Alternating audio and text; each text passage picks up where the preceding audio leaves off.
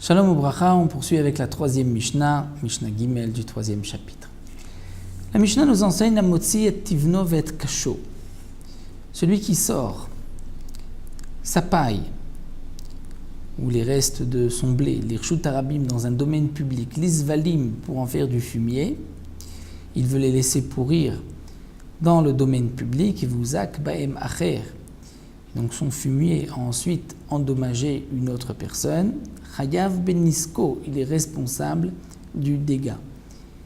Plus encore, vechol hakodem baem zacha, celui qui voudra s'emparer, prendre possession de ce fumier, a le droit. C'est une amende, un knas que les chachamim ont imposé à cet homme-là qui a laissé dans le domaine public quelque chose qui pouvait endommager. Il n'avait pas le droit de le laisser dans le domaine public puisqu'il a laissé, le premier venu pourra s'en emparer. Rabban Shimon Gamliel dit non. Tous ceux qui endommagent dans le domaine public, c'est-à-dire même dans le cas où les gens ont l'habitude de sortir leur fumier dans le domaine public, s'ils ont endommagé, il est responsable. Et plus encore, et tout celui qui va s'en emparer, qui voudra prendre possession de ce fumier, deviendra propriétaire. Même dans le cas où il avait le droit de les laisser, les gens avaient l'habitude de les laisser dans le domaine public. Alors que d'après Tanakama, qui n'est pas d'accord avec Rabban Shimon Gamliel, c'est seulement si ça a été mis alors qu'il n'avait pas le droit, on a l'habitude de le mettre dans les champs, et lui a laissé dans le domaine public. Mais pour Rabban Shimon Gamliel, même si on lui a donné la permission de sortir son fumier, si le fumier est endommagé, il est responsable et on pourra s'emparer de ce fumier en devenir propriétaire.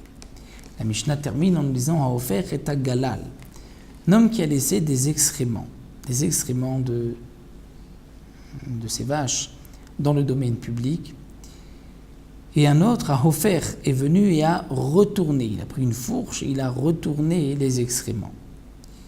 Puisqu'il a retourné ces excréments, il devient donc propriétaire de ces excréments, puisque lorsqu'il les soulève, c'est un kinyan, un acte d'acquisition, il devient propriétaire. Lorsqu'il les repose, c'est comme s'il laisse dans le domaine public un bord, un obstacle, un trou, et donc si ensuite uzak baem acher chayav ben nisko, si un autre a été endommagé par ces excréments, celui qui a retourné ces excréments, chayav ben nisko, est responsable du dégât, c'est lui qui a donc posé cet obstacle dans le domaine public, et c'est lui qui devra dédommager celui qui m'a été endommagé.